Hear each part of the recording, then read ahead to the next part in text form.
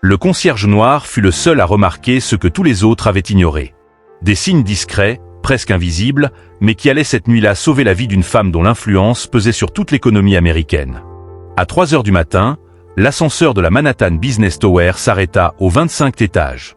En 15 années de service nocturne, James Washington n'avait jamais vu cela se produire. Intrigué, il leva les yeux. Derrière les vitres teintées de la salle de conférence, il aperçut une scène improbable. Victoria Sterling, PDG de Sterling Industries, s'effondrait sur une table en acajou dont la valeur dépassait son salaire annuel. Le contraste était saisissant. Elle, femme d'affaires redoutée, habituée à manipuler des milliards par simple email. Lui, simple concierge invisible, qu'elle croisait parfois sans un regard. Pourtant, en cet instant, leur destin venait de se croiser brutalement. Le visage crispé par une douleur violente, Victoria peinait à tenir son téléphone. Son bras gauche pendait, inerte. Ses mots, hachés, étaient incompréhensibles. James n'hésita pas, il connaissait ces signes. C'était un AVC. Il n'était pas médecin, mais sa défunte épouse, Dorothy, infirmière en neurologie pendant 20 ans, l'avait formé malgré lui à reconnaître les urgences. Chaque dîner était devenu pour elle un cours pratique, chaque conversation une leçon. Elle répétait toujours « Un jour, Jamie, ces connaissances sauveront une vie ». Elle ignorait à quel point ces paroles se révéleraient prophétiques. James entra sans frapper. Sa voix, d'ordinaire effacée, résonna avec une autorité surprenante. « Madame Sterling, vous faites un AVC. Ne cherchez pas à parler.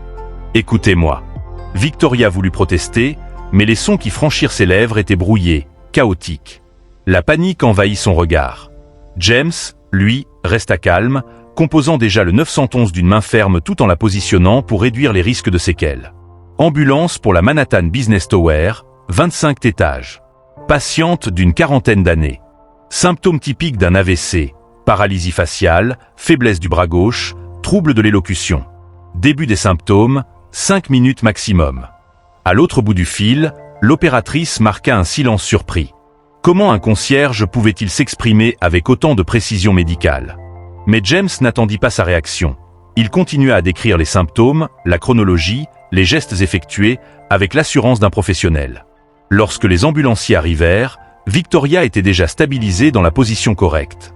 L'un d'eux souffla à son collègue, incrédule. Ce type connaît la neurologie mieux que la moitié des internes de l'hôpital. À l'hôpital, Victoria reçut rapidement le traitement qui allait lui sauver la vie. James, lui, retourna à son travail, silencieux, comme si rien ne s'était passé. Après tout, il n'était que le concierge de nuit, l'homme invisible qui nettoyait les traces de la grandeur des autres. Il ignorait que cette nuit allait changer son existence. Et que Victoria Sterling allait, à travers cette épreuve, découvrir une vérité qu'aucun de ses milliards n'avait pu lui acheter. La compétence, l'humanité et l'égalité face à la fragilité du corps. Mais au matin, la reconnaissance céda la place à l'injustice. Sur son casier, James trouva un avertissement disciplinaire. Utilisation inappropriée de l'ascenseur de direction. Accès non autorisé aux bureaux exécutifs. Le document portait la signature de Wilson Carter, chef de la sécurité, un homme réputé pour son zèle à compliquer la vie des autres. James lut calmement. 15 ans de service impeccable, et voilà sa récompense pour avoir sauvé la vie de la PDG. L'ironie était cruelle. Dans ce monde, un acte héroïque pouvait se transformer en faute, du simple fait de qu'il avait accompli. Pourtant, un détail le troubla. Comment Carter avait-il été informé si vite ? Les ambulanciers n'avaient aucune raison de prévenir la direction. Quant à l'hôpital, le secret médical l'empêchait de divulguer quoi que ce soit. Non, quelqu'un surveillait Victoria Sterling de très près. James redoubla d'attention. Quelques heures plus tard, il observa discrètement la scène au 25e étage.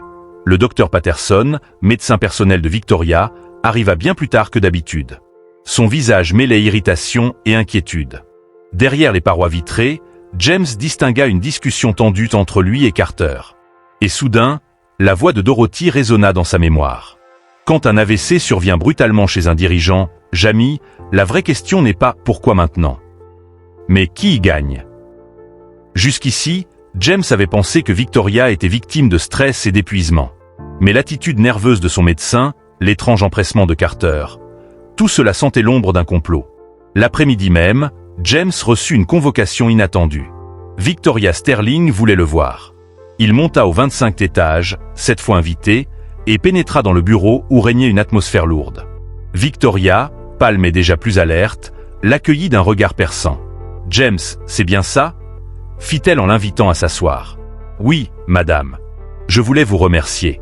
Sans vous, je ne serais pas là aujourd'hui. » James, humble, baissa les yeux. « J'ai seulement fait ce que n'importe qui aurait dû faire. » Mais Victoria insista, scrutant son visage. « Les ambulanciers ont dit que vos connaissances médicales étaient remarquables. Où les avez-vous apprises ?»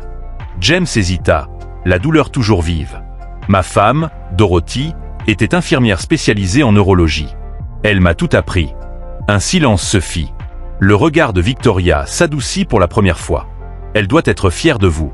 Elle l'aurait été, mais elle est morte dans un accident il y a 5 ans. » Victoria resta un moment silencieuse, touchée sincèrement. Ce qu'elle ignorait, c'est que cette conversation n'était que le début. Car la nuit précédente n'avait pas seulement sauvé sa vie.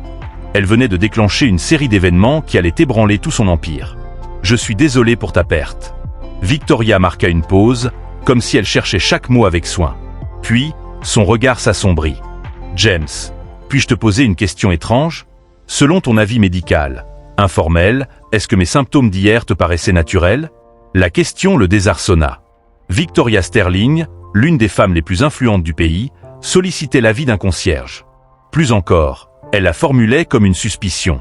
James prit une inspiration. « Sauf votre respect, madame, vous devriez en discuter avec votre médecin. »« Oui, dit-elle trop vite. Bien trop vite. » Ses lèvres crispées trahissaient une frustration contenue. « Le docteur Patterson m'a simplement parlé de stress. Il m'a prescrit des sédatifs et conseillé des vacances. » Un frisson glacé parcourut James. Dorothy le lui avait martelé. Un AVC chez un patient relativement jeune exige des examens poussés, pas une boîte de pilules. Prescrire des sédatifs après un accident neurologique n'était pas seulement une erreur médicale. C'était une négligence criminelle. « Madame Sterling, demanda James prudemment, est-ce la première fois que vous ressentez de tels symptômes ?» Victoria se figea. Puis, presque à contre-cœur. « Non. Depuis quelques mois, des maux de tête persistants. Des étourdissements. Parfois même des pertes de concentration. Mais Patterson a toujours dit que c'était la pression. » James resta impassible, mais dans son esprit, Dorothy hurlait l'alarme. Ces signes n'étaient pas anodins. Tout neurologue digne de ce nom aurait ordonné des scanners et des analyses complètes. Patterson, lui, avait choisi l'inaction. Était-ce de l'incompétence ou quelque chose de beaucoup plus sinistre? Quand James quitta le bureau, Wilson Carter l'attendait dans le couloir. Appuyé contre le mur, les bras croisés, il arborait un sourire carnassier. Un sourire qui voulait dire « Je sais ce que tu fais » et jeter à l'œil. Ce soir-là, alors que James rangeait les couloirs vides, les mots de Dorothy résonnaient encore. « Jamie, en médecine, il n'y a jamais de coïncidence. Si un schéma étrange se répète, c'est que quelqu'un l'a provoqué. Et si l'AVC de Victoria n'était pas le fruit du hasard? Et si quelqu'un avait, volontairement, déclenché la catastrophe? » Les pièces commençaient à s'assembler, l'avertissement dans son casier. La dispute entre Patterson et Carter. Leur connaissance trop rapide des événements confidentiels. Tout indiquait une manipulation. Pendant 15 ans, James avait été invisible. Mais il comprenait désormais que cette invisibilité pouvait devenir son arme. Observer sans être vu. Écouter sans qu'on soupçonne sa présence. Et révéler, au moment opportun, ce que les puissants croyaient à l'abri des regards. Les 2 semaines suivantes, il perfectionna ce rôle. Concierge effacé le jour, observateur vigilant la nuit. Et ce qu'il découvrit confirma ses pires soupçons. Le docteur Patterson se rendait régulièrement dans le bureau de Carter, toujours avec la même mallette médicale marron qu'il ne quittait jamais. 3 fois par semaine, sans faute. Un soir, le destin offrit à James l'occasion qu'il attendait. Son chariot de nettoyage, oublié près d'une porte entr'ouverte, lui permit de surprendre des bribes de conversation. Les analyses montrent une détérioration cardiovasculaire continue, murmurait Patterson. Mais les rapports officiels sont ajustés. Comme convenu. Parfait, répondit Carter d'une voix glaciale. Combien de temps encore? Avec les vitamines que je prescris, 6 mois tout au plus. Et le prochain épisode sera définitif. Le sol sembla se dérober sous James. Ce n'était pas de la négligence. C'était un empoisonnement méthodique. Un meurtre programmé. Dorothy l'avait dit, le pire crime médical, c'est celui commis par un soignant qui avait juré de protéger des vies. La dernière pièce du puzzle arriva par une source inattendue, Marcus Johnson, technicien de maintenance en climatisation. Plus jeune, vétéran d'Afghanistan, survivant pragmatique, Marcus connaissait James depuis des années. « Mec, faut que tu vois ça », souffla Marcus un vendredi soir en croisant son équipe. J'installais des filtres au 25e étage. Carter était au téléphone. Il parlait d'actions Sterling, d'achat massif avant un changement de direction. James sentit son cœur s'emballer. Les pièces s'emboîtaient enfin. Carter ne se contentait pas de couvrir Patterson. Il orchestrait toute la conspiration. Si Victoria mourait ou devenait incapable de diriger, il prenait la tête de l'entreprise par intérim, en tant que chef de la sécurité et membre du comité d'urgence. Avec ces informations privilégiées, il manipulerait la bourse et empocherait des millions. James se tourna vers Marcus, le visage tendu. « Tu as encore des contacts dans l'armée? Des gars qui savent gérer des preuves, des dossiers, des conspirations ?» Marcus plissa les yeux, comme pour sonder son âme. Puis il hocha lentement la tête. La guerre n'était peut-être pas terminée. Elle venait seulement de changer de terrain. Selon vos besoins, peut-être. Pourquoi? James prit une décision qui allait tout changer. Pendant 2 heures, il ouvrit son cœur à Marcus, lui révélant chaque pièce du puzzle. L'AVC de Victoria, le complot médical soigneusement orchestré, les plans obscurs de Carter, et surtout ses soupçons d'un empoisonnement lent, méthodique, calculé comme une horloge. Marcus ne l'interrompit presque pas assis en retrait, il écoutait avec la patience d'un soldat en mission, son regard fixe, ses questions brèves mais tranchantes, preuve d'un esprit habitué à décrypter les stratégies ennemies. C'est une tentative de meurtre doublé d'une fraude financière à grande échelle, finit-il par dire. Mais sans preuve solide, ça ne restera qu'une histoire.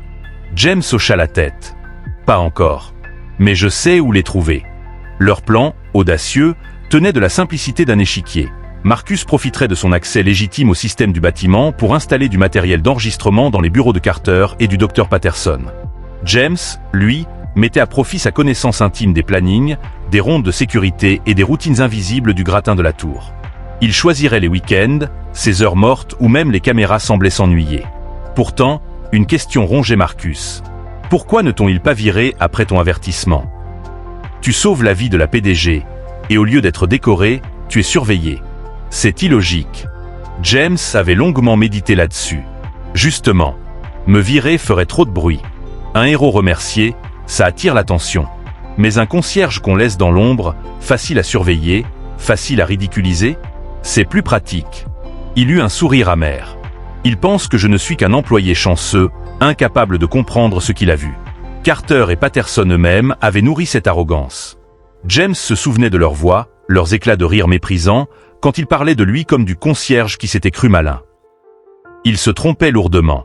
Le premier test de leur plan eut lieu un lundi soir.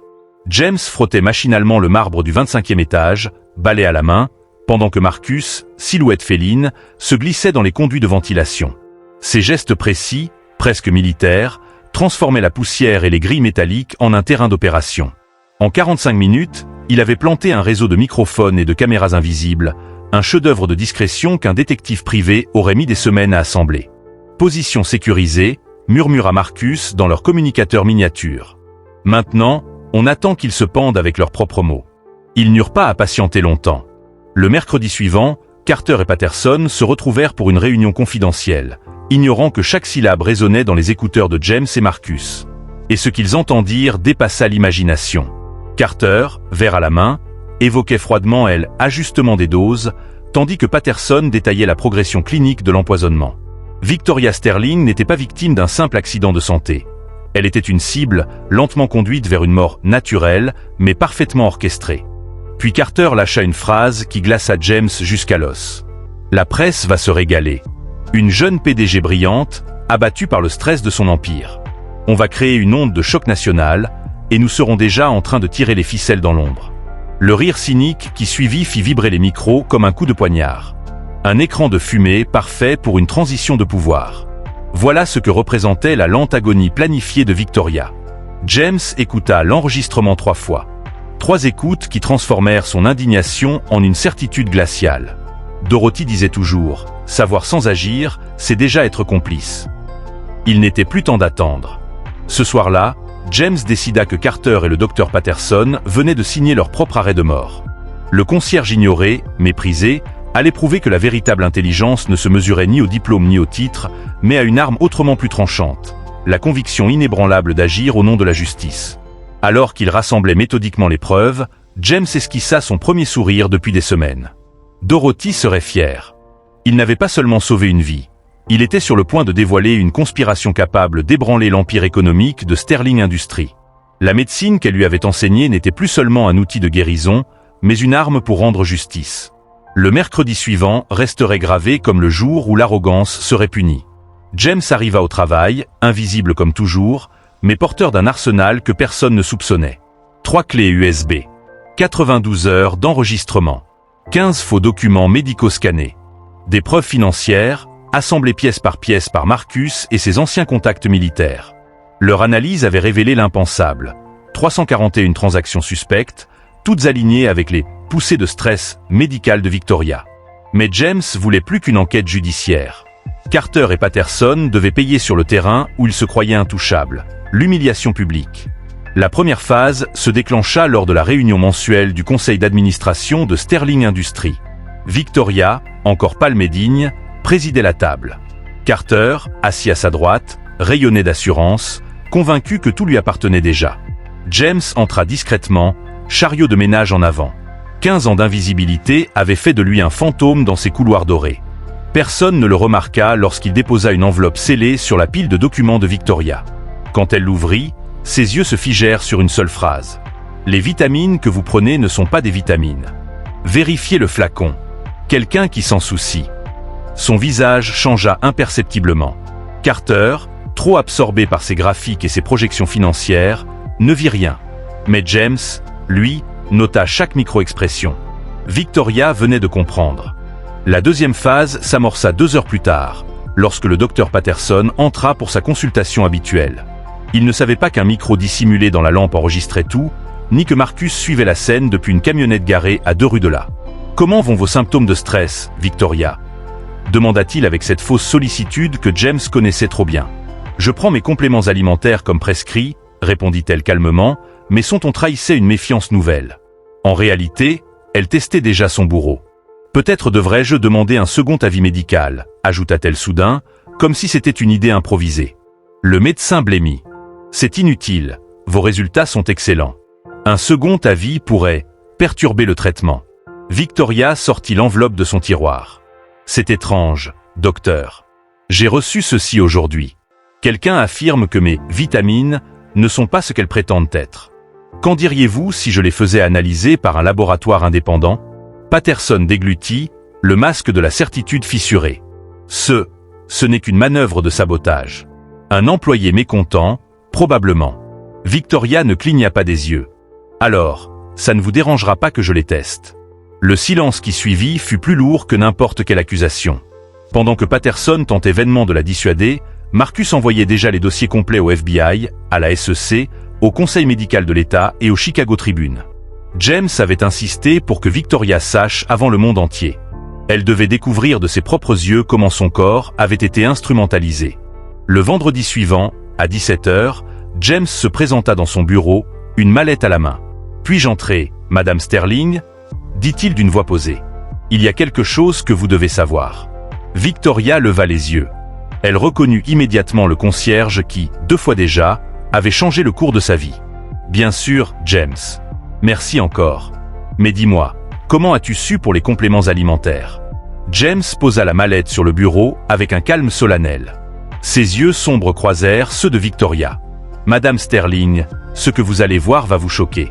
Mais vous devez le savoir avant que la presse n'éclate demain matin. » Pendant 45 minutes, James déroula l'épreuve comme on déroule une corde autour du cou de ses ennemis.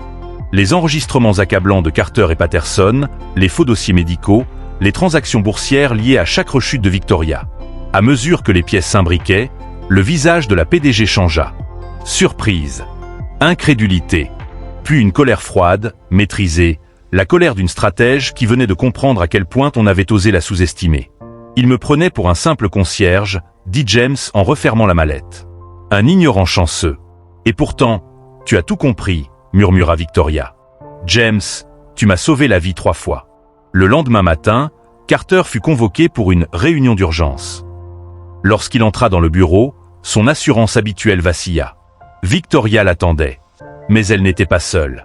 Autour d'elle, des agents du FBI, de la SEC et l'ordre des médecins. « Wilson, dit-elle d'un ton glacial, permettez-moi de vous présenter des personnes, très intéressées par vos activités parallèles. » Le masque de Carter se fissura. « Victoria, de quoi s'agit-il ? Si c'est une accusation ridicule. » « Accusation ?» coupa Victoria avec un sourire sans chaleur. « Non, Wilson. Ce sont des arrestations. Pour tentative de meurtre, fraude financière et manipulation de marché. » À cet instant, l'agent spécial Martinez s'avança et commença à lui lire ses droits. Le vernis d'arrogance de Carter s'effondra sous la panique nue. Au même moment, à quelques étages de là, le docteur Patterson se faisait menotter en tentant désespérément d'effacer des fichiers de son ordinateur. Mais la véritable victoire arriva le lundi suivant.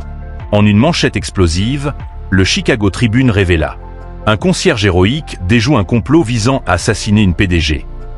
Le pays tout entier découvrit James Washington, un homme de l'ombre, un travailleur invisible, devenu symbole de courage et d'intégrité.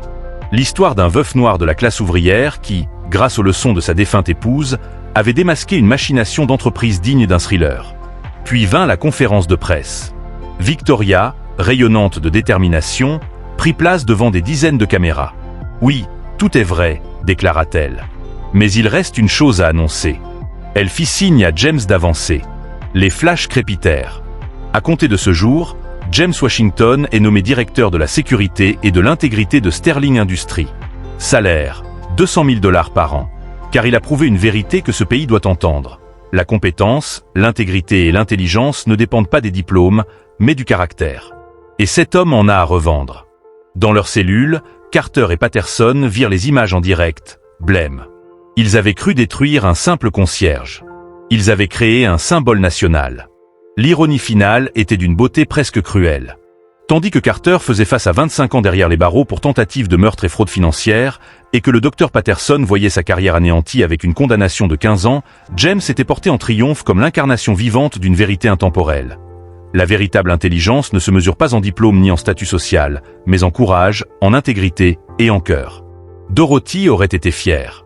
Ses connaissances médicales, transmises avec amour, avaient non seulement sauvé la vie de Victoria Sterling, mais aussi mis à nu un réseau de corruption si perfide qu'il aurait pu anéantir bien d'autres existences.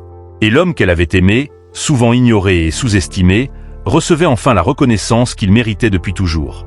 La justice, parfois lente et incertaine, venait de frapper d'un coup éclatant, spectaculaire, implacable et profondément satisfaisant. 6 mois plus tard, James Washington s'installait dans son bureau au 26e étage de Sterling Industries. De là, la ville de Chicago s'étendait devant lui comme un territoire conquis. Sur la porte, une plaque brillait. Directeur de la sécurité et de l'intégrité de l'entreprise. Ironie délicieuse. Ce même gratte-ciel où il avait passé 15 ans à pousser des chariots de nettoyage l'accueillait désormais comme cadre influx. Avec une équipe de 15 enquêteurs et un budget de 2 millions de $, James façonnait des protocoles de sécurité copiés à travers tout le pays. Marcus Johnson, désormais coordinateur de la sécurité électronique, entra avec un sourire incrédule, des dossiers en main. « Seigneur, parfois j'ai encore du mal à croire qu'on est là », dit-il en contemplant la skyline. James esquissa un sourire, se souvenant de chaque recoin de ce bâtiment qu'il avait jadis récuré. « Oui, Marcus. Mais la différence, c'est que maintenant, nous pouvons changer les choses de l'intérieur. » Et il le faisait. En hommage à Dorothy, Sterling Industries avait créé un programme de bourse portant son nom. Entièrement financé, il ouvrait la voie des études médicales, en neurologie et en médecine d'urgence, à des jeunes issus de milieux modestes. 2 ans plus tard, plus de 120 étudiants, enfants de concierges, d'ouvriers ou de gardiens de sécurité, suivaient déjà un chemin qu'eux-mêmes n'auraient jamais osé rêver. Pendant ce temps, le contraste était saisissant. Wilson Carter, jadis magnate arrogant, dépérissait dans une prison fédérale de l'Illinois. Sa fortune saisie, ses biens liquidés pour indemniser les victimes, il dépendait désormais d'un avocat commis d'office, ce même système qu'il méprisait autrefois. Son aura de puissance s'était dissoute au contact brutal de la réalité carcérale. Quant au docteur Patterson, il errait comme un spectre de sa gloire passée. Privé à vie de sa licence médicale, réduit à vendre du matériel à bas prix, il gagnait une fraction misérable de ce qu'il touchait autrefois. La communauté médicale, unie dans un rare consensus, s'était assurée qu'il ne mette plus jamais une seule vie en danger. À l'inverse, Victoria Sterling avait transformé son empire. Sterling Industries était désormais cité comme un modèle national de transparence et d'éthique. Sous son impulsion, chaque dirigeant passait par des protocoles médicaux indépendants, des systèmes anonymes de signalement avaient été instaurés, et des chartes contre la corruption et la discrimination étaient appliquées avec rigueur. Résultat, le cours de l'action avait triplé en 2 ans, démontrant au monde entier que l'éthique et le profit pouvaient, en réalité, marcher main dans la main. Ce matin-là, Victoria entra dans le bureau de James pour leur réunion hebdomadaire. Son regard brillait d'un éclat singulier. « James, dit-elle, je viens de recevoir un appel de la Maison-Blanche. Ils veulent que vous témoigniez devant le Congrès au sujet de la réforme de la médecine d'entreprise. » James resta un instant silencieux, observant l'horizon à travers les baies vitrées. De concierge invisible à voix écoutée au sommet du pays, le chemin avait été long. Mais désormais, il était clair. Ce n'était que le début. James hocha la tête, désormais habitué à la reconnaissance nationale que son histoire avait engendrée. Des livres avaient été publiés, des documentaires diffusés, et les facultés de médecine utilisaient désormais son cas comme exemple de l'importance de l'observation clinique, au-delà des diplômes et des titres. Mais le plus bouleversant n'était pas la gloire médiatique. C'étaient les lettres. Des centaines de travailleurs anonymes lui avaient écrit. Des concierges, des ouvriers, des secrétaires, des infirmiers. Tous racontaient comment son parcours les avait poussés à faire confiance à leur savoir, à dénoncer l'injustice, à croire enfin que la compétence ne dépendait pas de la position sociale. James leva les yeux vers la photo de Dorothy, désormais encadrée d'argent et posée fièrement sur son bureau. Pendant des années, il l'avait gardée dans un simple cadre ébréché, témoin discret de son amour et de sa mémoire. « Tu sais ce que Dorothy aurait dit de tout ça ?» demanda-t-il à voix basse. Victoria sourit doucement. Elle aurait dit « Ce médicament a sauvé plus qu'une vie, il a sauvé la vérité. » James hocha la tête, ému. Son savoir hérité s'était transformé en justice sociale, puis en transformation systémique. Carter et Patterson avaient cru manipuler un concierge ignorant, mais ils avaient sous-estimé, de manière fatale, le pouvoir d'un homme qui savait qui il était et ce qu'il valait. De toute cette affaire, une leçon demeurait limpide. La véritable intelligence n'est pas gravée sur un diplôme accroché au mur, mais incarnée dans l'alliance entre connaissance, caractère et courage d'agir au moment décisif. James avait démontré que la compétence ne dépend ni de la couleur, ni de la classe sociale, ni du titre hiérarchique. Elle ne reconnaît qu'une chose, la vérité. Aujourd'hui, face à l'injustice et à la discrimination, beaucoup se posent une question simple. Index revers pointant vers la droite blanc, que ferait James Washington? Et la réponse résonne toujours avec force. Observer. Apprendre. Documenter. Puis frapper avec la précision chirurgicale de celui qui sait que la plus grande revanche n'est pas la colère, mais le succès éclatant que rien ni personne ne peut effacer. Alors si cette histoire de savoir, de résilience et de courage a éveillé quelque chose en vous, abonnez-vous à la chaîne. Parce qu'ici, chaque récit prouve que la justice, lorsqu'elle triomphe, ne se contente pas de punir, elle transforme le monde.